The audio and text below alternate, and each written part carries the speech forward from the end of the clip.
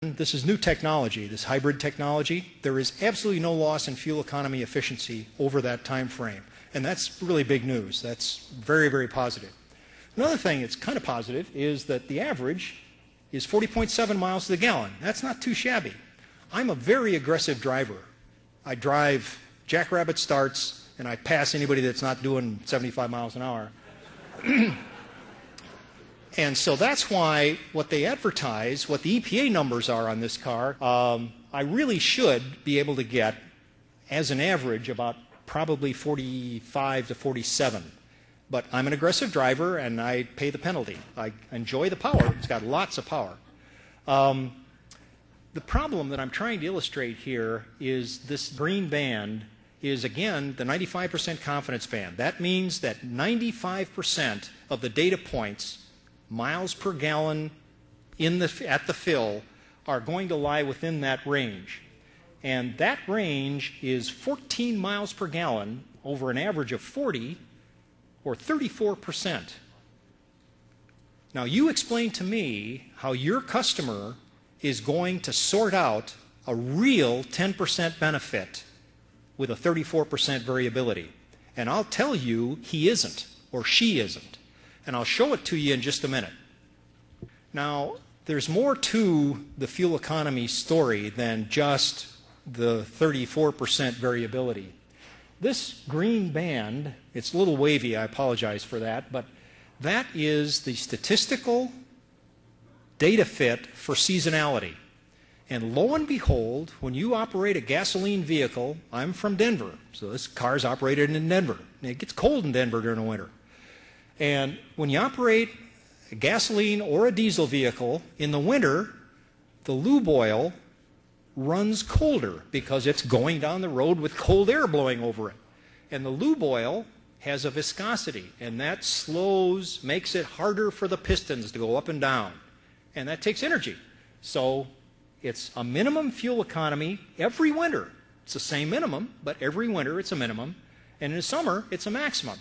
The reason I say that is that if your customers absolutely insist on running a fuel economy test, have them start the test in February and have them finish the test in July, and they'll get 10%.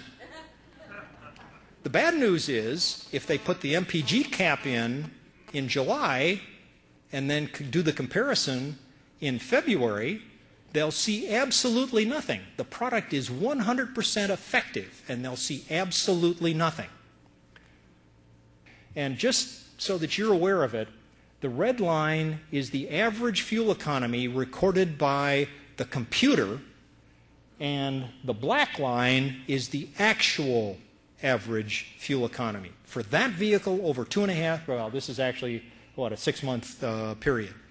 And the point is that it does give, the fuel scan does give a little bit more precision to the measurement, but it is not accurate. It's off by 10%. The reason for that is this is oxygenated fuel, and oxygenated fuel has a lower BTU content, so it actually does provide fewer miles per gallon. But more importantly, this is a Japanese car, and it was calibrated for Japanese gasoline. And Japanese gasoline has a different density. It's got a higher density, therefore it has more fuel efficiency, and this is a volumetric. It measures the volume of the fuel, not the weight of the fuel. And so it's an error. It's just simply wrong. I just want you to know that that fuel gauge is not gospel.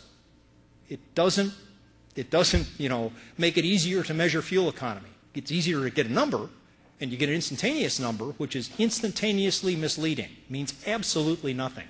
The only way to measure fuel economy is with a large fleet, doing routine business in a double-blind study, and we've done it twice.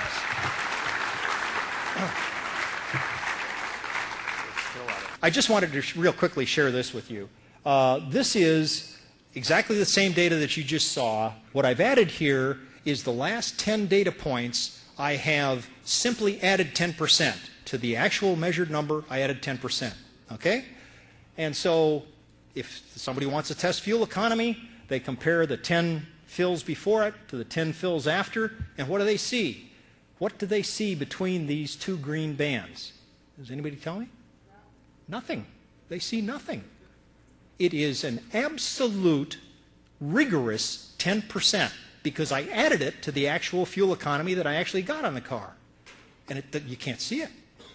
Well, what kind of deal is that? You know what? If you pull the spark plugs on that car, they're red. Finally, to the end of the story. There's something called the 10-2-10. If you take 10 fills before they start using the MPG cap, you do 2 tanks with 2 tablets to 20 gallons dose, and then you go to 1 tablet to 20 gallons for 10 more tanks. Then, that previous example that I showed you, if you do the statistical analysis, I'm an engineer, not a statistician, but I've learned enough statistics to do that, it actually shows statistically you can verify that 10% benefit that I showed on the previous slide. You can't see it, but it's there. And if you do this, if you take the 10 fills before, you order them from highest to lowest miles per gallon, throw out the 3 highest, the 3 lowest, and the average of the 4 in the middle. You do the same at the end of it, order high to low, throw out the 3 highest, 3 lowest, average of 4 in the middle, and that shows almost exactly the same number as this formal statistical analysis. Believe me, I don't want to teach you people what I sweated blood to try and learn on statistics. It's not worth it, because that's not what's going to sell the product. What's going to sell the product is the red spark plug. By the way, that 10 months, 10 fills, 2 fills, 10 fills with normal driving is going to be 6 months. And the red spark plug happens immediately after the second fill. It's the end of my story, and I'm sticking to it.